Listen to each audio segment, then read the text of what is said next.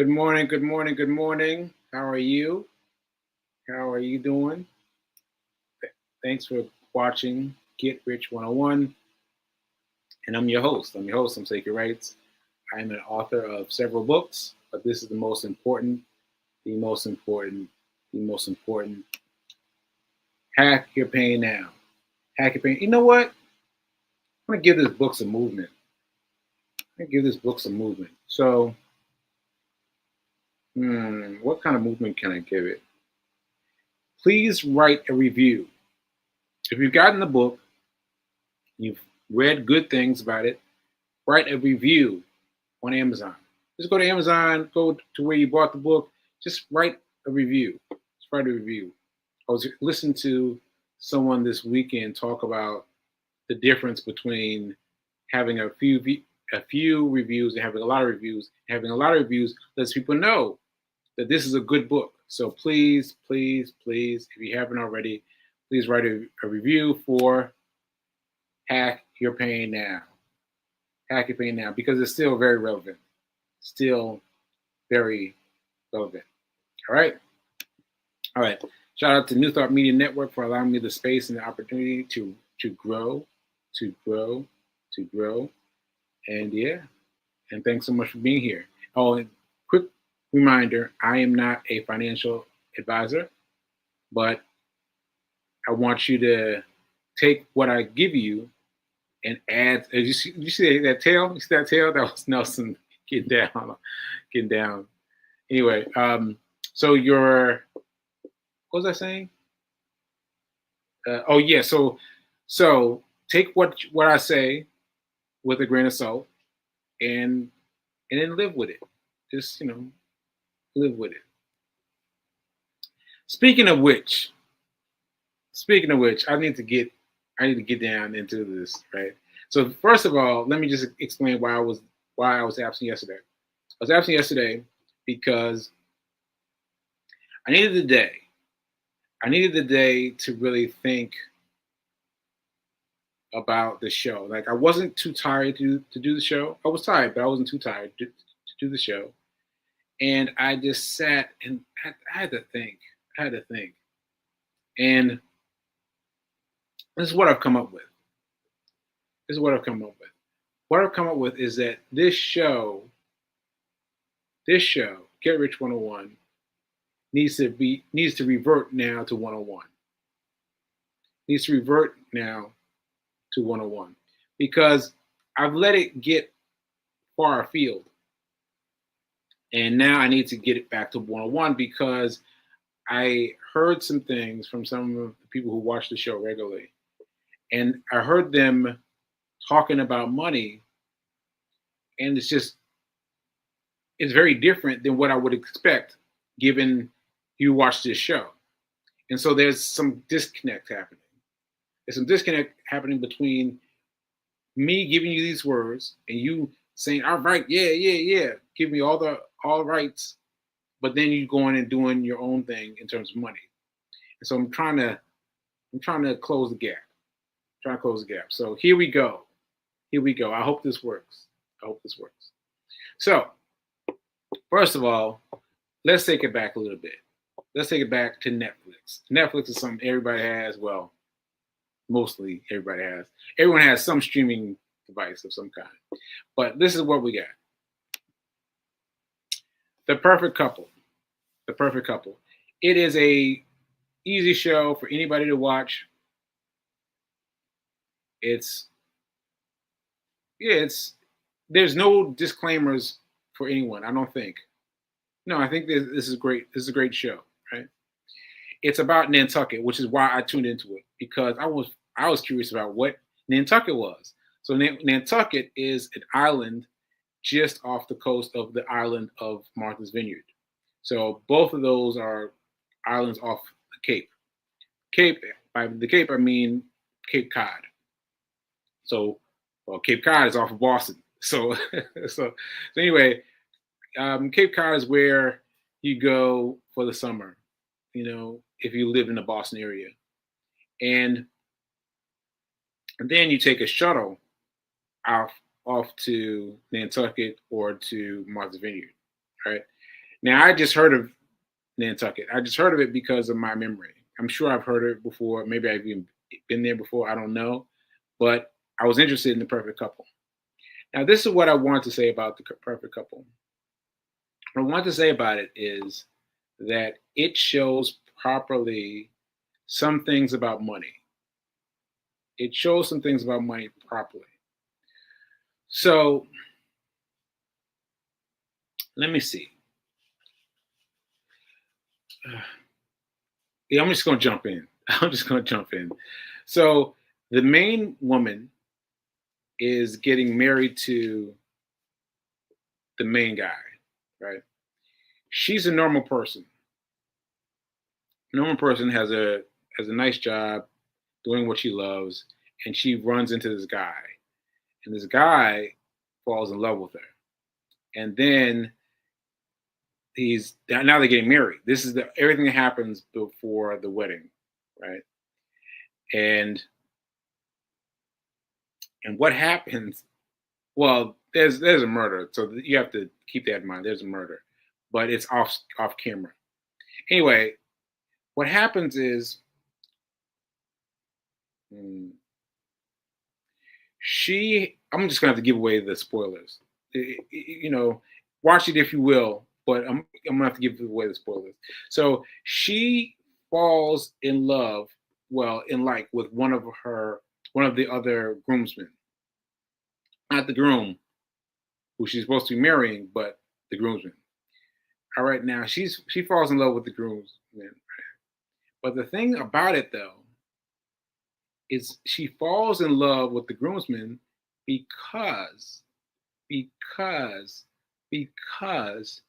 she thinks that the groomsman has the same amount of money as she does.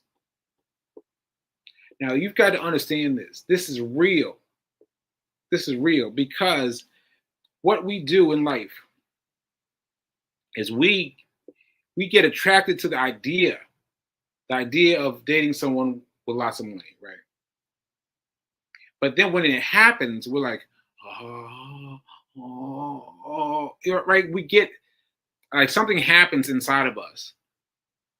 Whereas she got exposed to all this wealth, house been in their generations for 5 generations, right?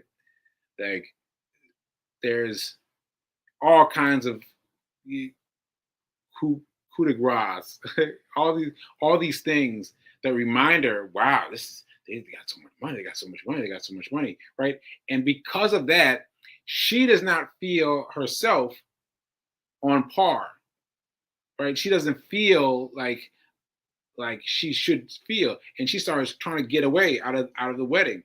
It's like trying to get away, but she does not recognize that that's what's happening. What's happening is her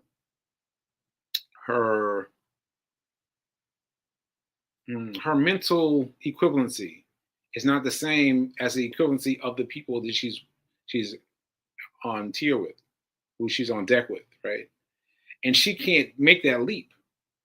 And she's hanging out with this boy because she thought that because she thought that he had a similar level of money, right? And so she just made assumptions. And then when she found out that when she found out that he was also a man with lots of money, she was like, "What? I thought you were," and she goes in this thing. And he said, "Oh, I never said that. Like, what made you think that? I never said that."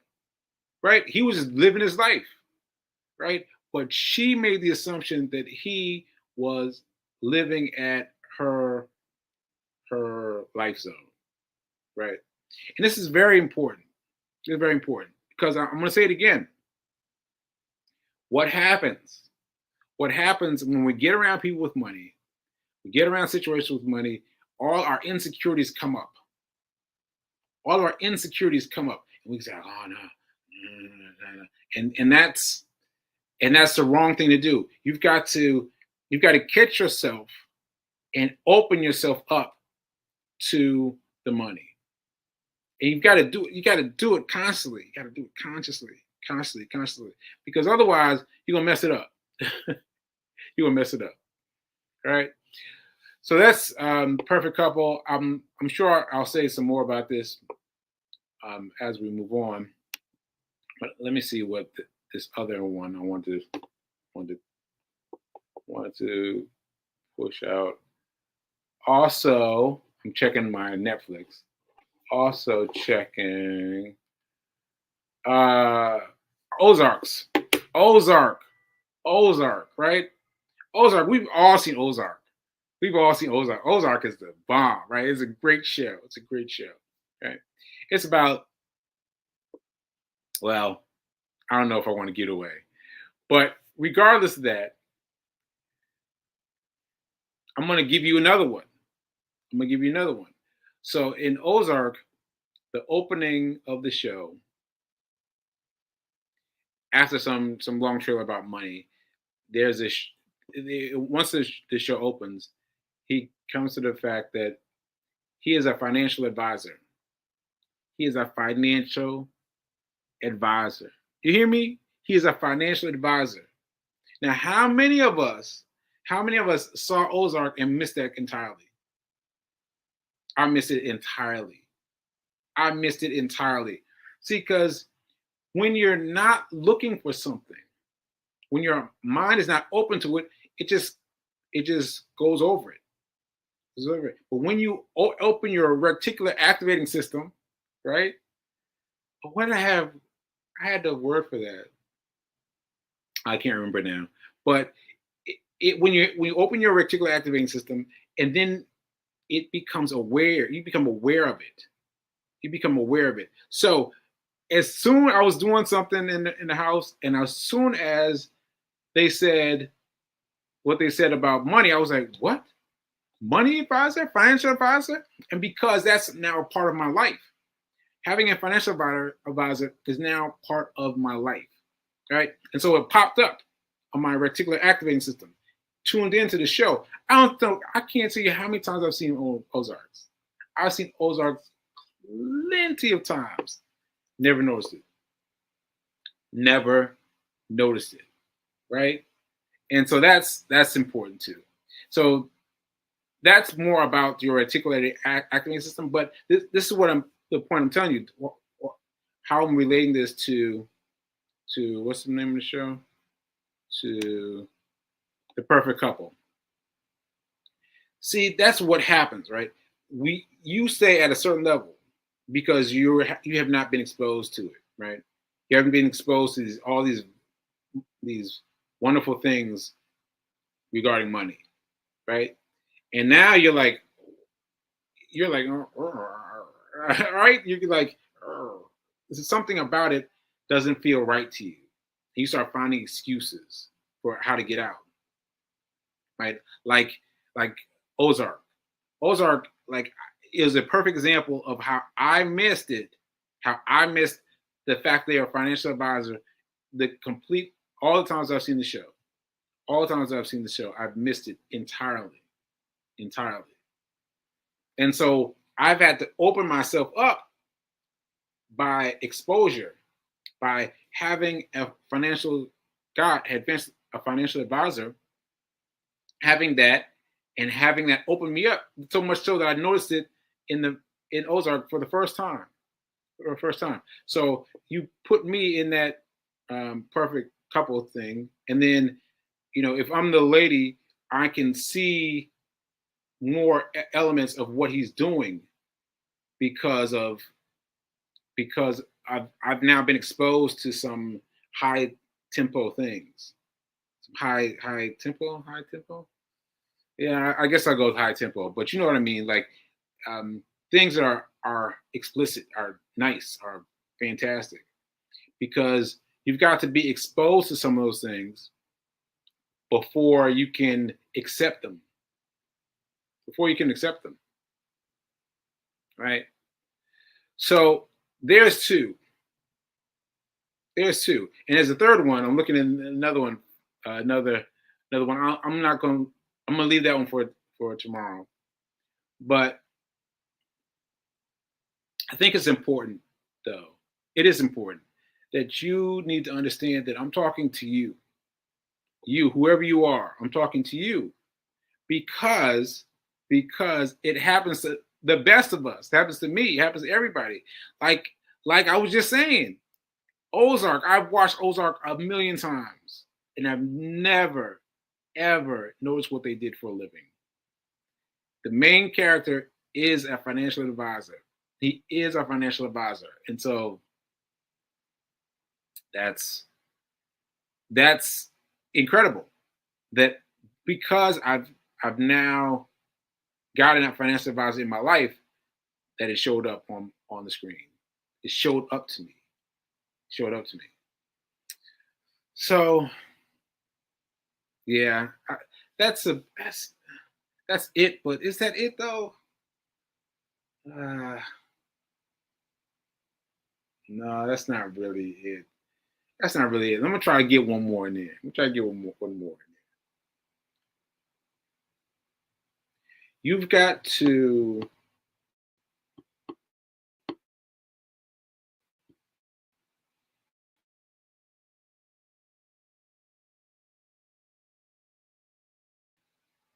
you've got to not watch other people's. Oh, did, did my did my movie freeze? Oh no! Oh no! I think I'm frozen.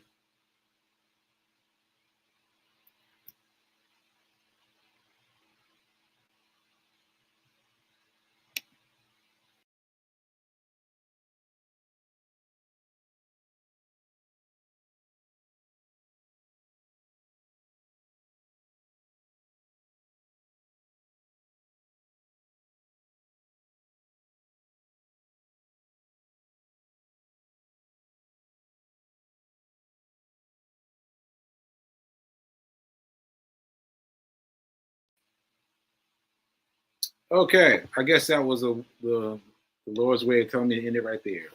End it right there. So, thank you for all my visitors that are watching the show from wherever you are, and you're tuning into the show right now. And I hope you got that. I hope you got that because it's important. It's important. You got to regulate yourself. You've got to regulate yourself, and you've got to be open to money. You've got to be open to money, and don't be like trying to police them. Don't try to police the person with the money. Do not do that. Oh, be open to the person with the money. Be open to okay, what's going on? What's happening with this person? But be open to it. Be open to it. Just be like, oh, okay, all right, this is what this is. Okay, this is what this is. But don't try to police it. Don't try to police it because then you're messing things up. You got right. Anyway, so I think that's it in terms of. I mean, I think I'm gonna. Well, I'm not sure what happened with the TV, but in case it happens again, I'm gonna say my goodbyes now and just go for it. So anyway, let me read the comments. Oh, Fee King, Fee King sparked it up. Fee King sparked it up. Ooh, my fiance from well, I'm gonna say Baltimore, even though she's not quite in Baltimore. All right, let's see.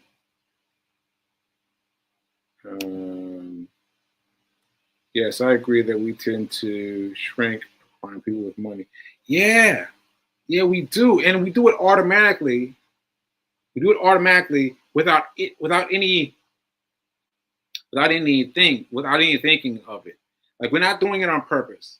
We're not doing it on purpose. We're not trying to be against anyone, right? We're not trying to dull anyone shine, right? We're not doing anything on purpose. But what happens is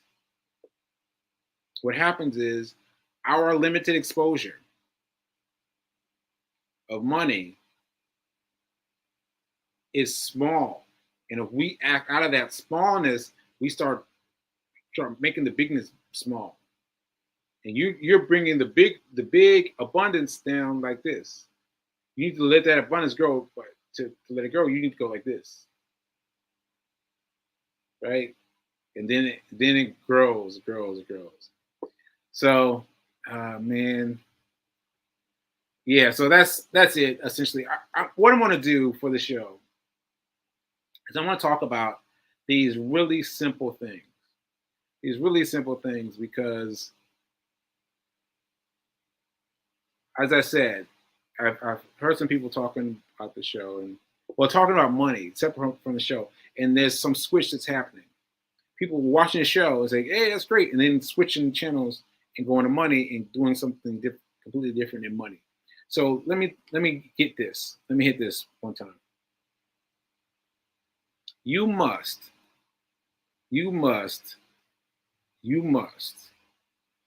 set aside 10%. Now I've said that before. I've said that lots of times before, but I've let it get washed away. So I'm saying this now clearly. You must set aside 10%. Now that means 10% of everything. Everything.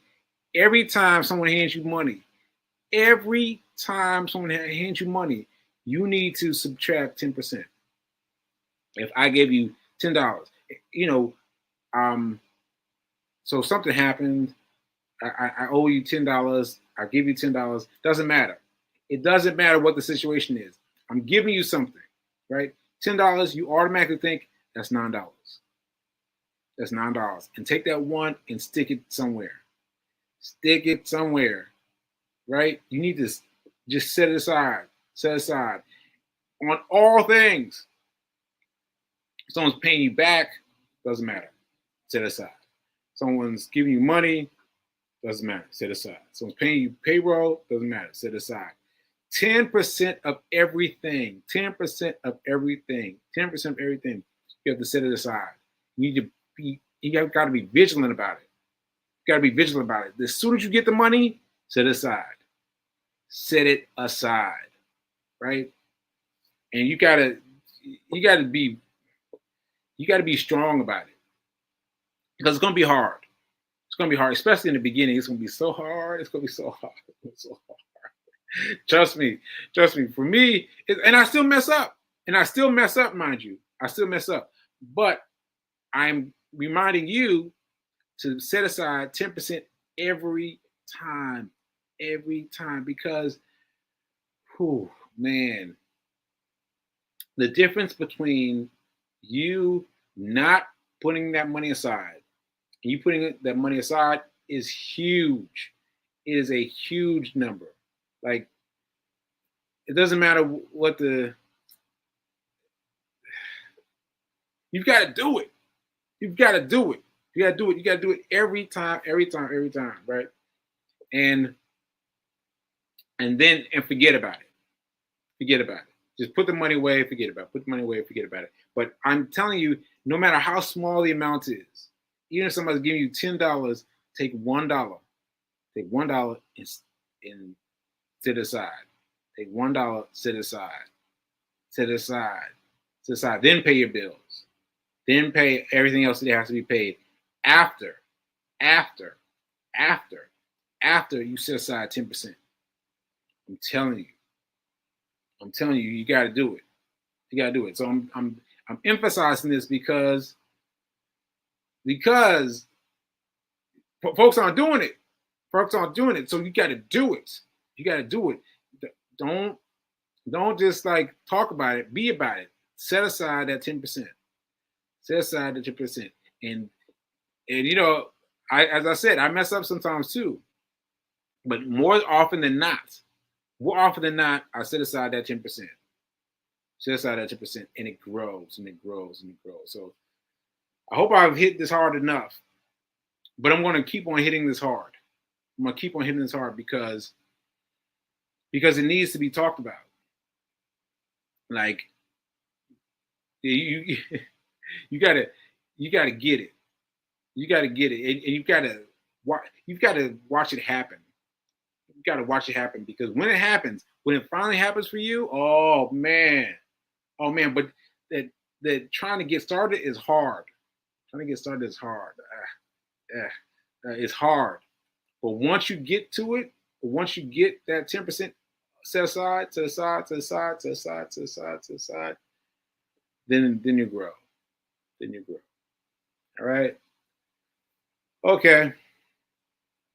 All right. I hope oh,